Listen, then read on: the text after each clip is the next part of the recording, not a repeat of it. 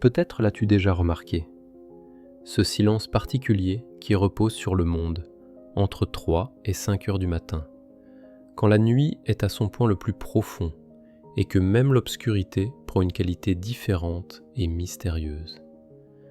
Dans cette fenêtre temporelle, quelque chose se produit que la médecine moderne enregistre comme simple statistique, sans jamais poser la question fondamentale du pourquoi. La plupart des gens quittent leur corps pendant ces heures précises. Pas par hasard, pas arbitrairement. Comme si l'âme avait attendu quelque chose que seul le silence de ce moment peut accorder. Elisabeth Kübler-Ross a passé des décennies au chevet de mourants dans les hôpitaux du monde entier. Elle n'observait pas seulement le dernier souffle final, elle observait toute la danse invisible qui le précédait pendant des jours, des semaines parfois. Et elle a reconnu un pattern troublant. Un ordre temporel dans ce qui semblait désordonné. Entre 3 heures et 5 heures du matin, une fenêtre s'ouvre dans les dimensions. Une transition devient possible qui est plus difficile à d'autres heures de la journée ou de la nuit.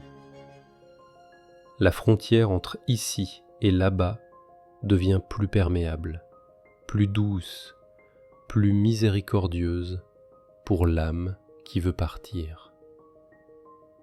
Dans les hôpitaux du monde entier règne alors le calme le plus profond. Les proches épuisés se sont endormis dans les salles d'attente ou sont rentrés chez eux pour quelques heures de sommeil réparateur. Le personnel médical se déplace silencieusement dans les couloirs, amorti, comme s'il savait instinctivement la sainteté de ces heures sacrées. Et l'âme qui veut partir trouve enfin ce dont elle a besoin. Pas la solitude au sens d'être abandonnée, mais cette tranquillité qui lui permet de se détacher du corps, sans le poids des regards qui veulent la retenir attachée au physique. Que se passe-t-il dans ton corps quand l'horloge sonne 3 heures et que le monde respire au plus silencieusement? Ton organisme atteint pendant ces heures son point physiologique le plus bas de la journée. La température corporelle descend à son minimum. La pression sanguine chute. L'activité métabolique ralentit jusqu'à un murmure biologique. Tout ce qui te garde éveillé et résistant pendant la journée se retire comme une marée qui libère le rivage. Les lignes de défense biologique se relâchent complètement. C'est plus qu'un simple état physique, c'est une ouverture spirituelle. Tes cellules elles-mêmes semblent savoir que dans cette heure, les lois de la matière opèrent différemment. As-tu déjà ressenti cette qualité particulière de l'obscurité entre 3 heures et 5 heures du matin? Le parasympathique, cette partie de ton système nerveux responsable du repos et de la régénération profonde, prend complètement le contrôle entre 3 heures et 5 heures du matin.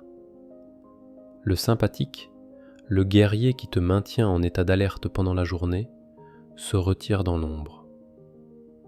Ce changement n'est pas insignifiant pour la transition de l'âme vers l'au-delà. Il crée un espace où le passage devient possible sans la résistance intérieure que le programme de survie activerait normalement à d'autres heures. Imagine que ton corps soit un gardien, entraîné toute sa vie à te protéger contre les menaces. Il repousse les maladies, répare les dommages cellulaires, combat chaque menace à ton existence. Mais dans les heures précédant l'aube, il dépose ses armes, pas par faiblesse, par sagesse profonde. Il sent quand l'âme est prête à partir, et il se soumet à cette décision plus grande que lui. À la lumière des découvertes d'Elisabeth Kübler-Ross, nous comprenons. La mort ne survient pas parce que le cœur échoue mécaniquement. Elle se produit parce que l'âme prend sa décision de transition. Et cette décision nécessite un corps qui soit réceptif, non combatif, qui cède au lieu de retenir, qui permet au lieu de refuser le passage. Tes rythmes circadiens créent entre 3 heures et 5 heures du matin une dépression naturelle dans tous les systèmes. Le cortisol qui te maintient normalement en état d'alerte atteint son niveau le plus bas. Ton système immunitaire se repose. Ta conscience flotte dans cet état entre sommeil et éveil, où les frontières du moi s'estompent et deviennent poreuses. L'ego, ce gardien infatigable de ta survie individuelle, laisse tomber son attention vigilante. C'est précisément alors que l'âme peut se poser la question : ma tâche ici est-elle accomplie ? Ai-je appris ce que je devais apprendre ? Est-il temps de continuer vers la prochaine étape ? Dans les enseignements d'Elisabeth Kübler-Ross se trouve une reconnaissance centrale. L'âme est le véritable décideur dans le processus de mort, pas le corps physique. Le corps suit, obéit, sert fidèlement. Mais l'âme sait quand ses leçons terrestres sont terminées. Elle n'évalue pas selon les années vécues ou les objectifs matériels atteints. Elle ressent une complétude intérieure, une sorte de saturation de l'âme qui signale « j'ai expérimenté ce que je devais expérimenter. J'ai aimé, j'ai souffert, j'ai appris. Maintenant, il est temps de rentrer à la maison cosmique. » Ce moment de décision nécessite le silence. Il nécessite un corps qui ne combat plus. Et il nécessite le temps. Ce temps entre 3 heures et 5 heures, quand le monde lui-même fait une pause. Comprends-tu maintenant pourquoi ce n'est pas un échec, mais une sagesse ? Elisabeth Kübler-Ross a documenté pendant des années une observation qui l'a profondément émue. Beaucoup de ses patients attendaient consciemment que leurs proches quittent la chambre avant de partir vers l'au-delà. Pas par manque d'affection, au contraire, par une connaissance qui va plus profond que les mots ne peuvent exprimer. L'intensité émotionnelle des présents agit comme un filet invisible qui retient l'âme.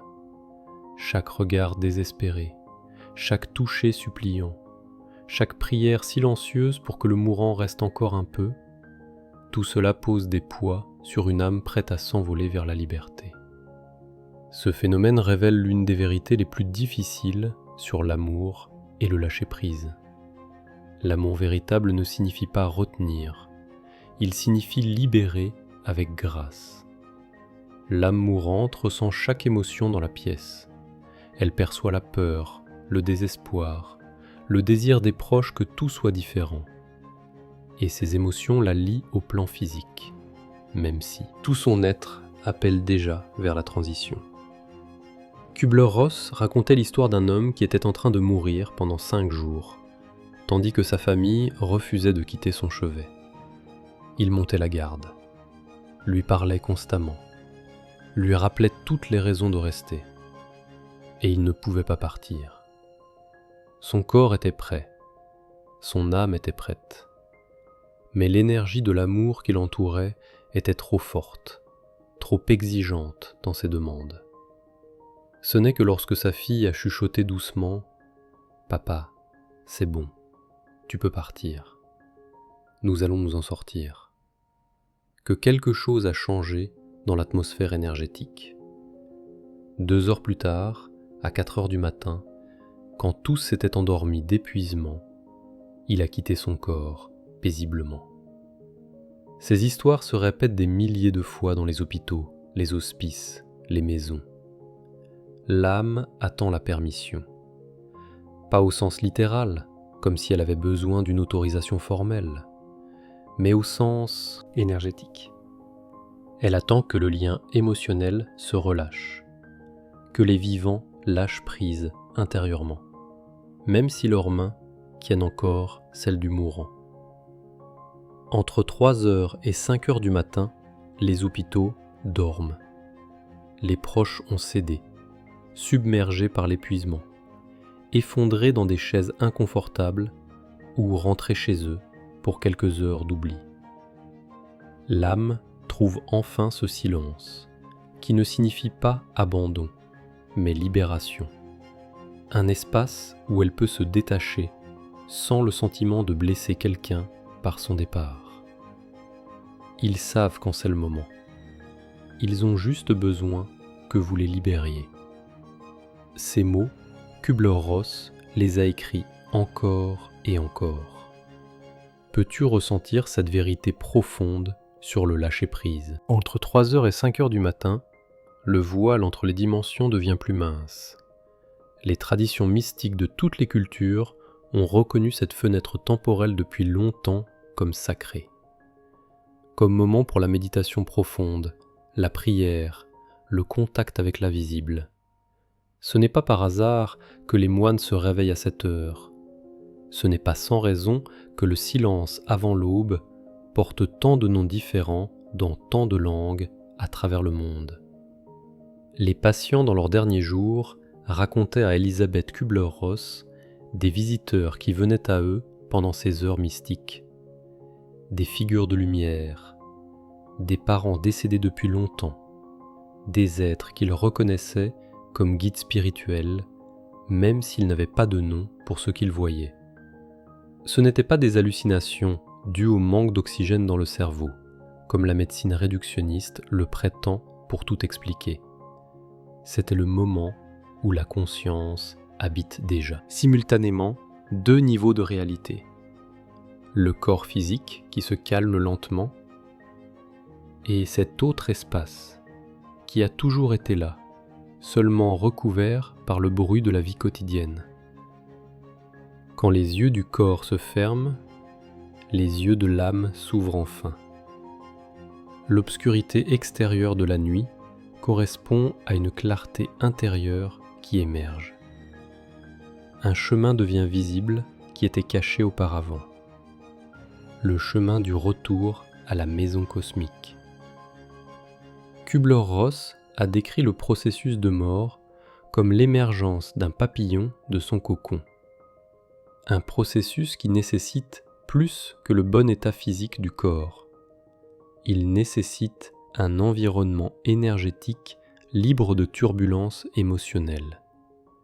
Un espace où la métamorphose peut avoir lieu sans résistance des vivants. De nombreux patients ont parlé d'une présence aimante qui les appelait spécifiquement pendant ces heures matinales. Pas d'apparition lumineuse, dramatique, hollywoodienne. Pas de tunnels monumentaux. Mais un sentiment de réunion, d'arriver, d'être reconnu. Comme si quelqu'un attendait, qui avait attendu longtemps leur retour. Les infirmières les plus expérimentées confirmaient ce pattern troublant. Elles faisaient leur ronde entre 3h et 5h avec une attention particulière accrue. Elles savaient que c'était le moment où les patients choisissaient de partir, même ceux qui semblaient stables quelques heures auparavant. Il n'y avait aucune explication médicale pour pourquoi, précisément maintenant, dans ce moment précis, le souffle s'arrêtait. Mais les infirmières le savaient, d'une manière qui n'est pas dans les manuels médicaux. Kübler-Ross est arrivé à une réalisation qui change tout, quand on la comprend vraiment. Le corps humain ne défaille pas pendant cette heure par faiblesse. Il cède parce que l'âme signale que la mission terrestre est accomplie. Ressens-tu cette sagesse dans le timing de la transition? Comprendre que la mortalité suit un rythme, un moment choisi, une heure favorable, transforme ta relation avec la fin de la vie. Ce n'est pas une invasion violente, pas un accident tragique du hasard. C'est un adieu chorégraphié entre le corps, l'âme et l'éternité. Kübler-Ross enseignait inlassablement: nous devons apprendre à les laisser partir. Reconnaître les premières heures du matin comme temps sacré de passage ne signifie pas exiger des veilles nocturnes émotionnellement chargées qui retiennent l'esprit par culpabilité ou attachement. Cela signifie faire confiance que l'âme sait quand c'est le moment et qu'elle n'est pas seule dans cette heure sacrée. Pour ceux qui restent, cette connaissance apporte un réconfort inattendu et profond. Savoir que ton être aimé est parti entre 3h et 5h du matin porte un message en soi. Il n'était pas seul dans l'obscurité. Une force plus grande était présente. Elle attendait patiemment le meilleur moment pour la transition. Elle l'accompagnait à travers la fenêtre entre les mondes. L'heure la plus silencieuse de la nuit est aussi la plus lumineuse sur le plan invisible. Quand le monde matériel se calme, le monde spirituel s'approche. Il tend la main. Il murmure. Il est temps de rentrer à la maison. Et si la mortalité n'était pas du tout un échec du corps, mais la sagesse de l'âme qui complète son cycle au moment exactement juste. Et si le temps entre 3h et 5h du matin n'était pas l'heure la plus dangereuse, mais la plus généreuse, celle où l'univers t'offre le passage le plus doux possible vers l'au-delà. Kübler-Ross nous a laissé une vérité qui ne peut pas être prouvée avec des machines ou des instruments de mesure, mais que tous ceux qui se sont assis au chevet d'un mourant connaissent dans leur cœur. L'âme part quand elle est prête, pas plus tôt, pas plus tard. Et le corps, ce compagnon fidèle à travers toute une vie, respecte cette décision jusqu'au bout final. Entre 3h et 5h du matin, la porte s'ouvre. Pas parce que le monde devient faible, mais parce qu'il devient assez silencieux pour entendre le murmure de l'éternité. Dans cette heure se produit ce qui doit se produire, sans drame, sans combat, avec une grâce qui n'est possible que quand personne ne retient plus. Peut-être ressens-tu maintenant que la peur de ce moment est inutile, que ce n'est pas une heure aléatoire où la vie se termine, mais une heure soigneusement choisie par l'âme, une qui donne à l'âme ce dont elle a besoin: paix, silence, espace libre, et de l'autre côté du voile, accueil, lumière, retour à la maison. Le temps entre 3h et 5h du matin n'est pas l'heure de la mort, c'est l'heure de la naissance. La naissance dans une autre forme d'être. Le retour à ce qui a toujours été là et restera toujours. Quelle paix cette vérité t'apporte-t-elle maintenant ?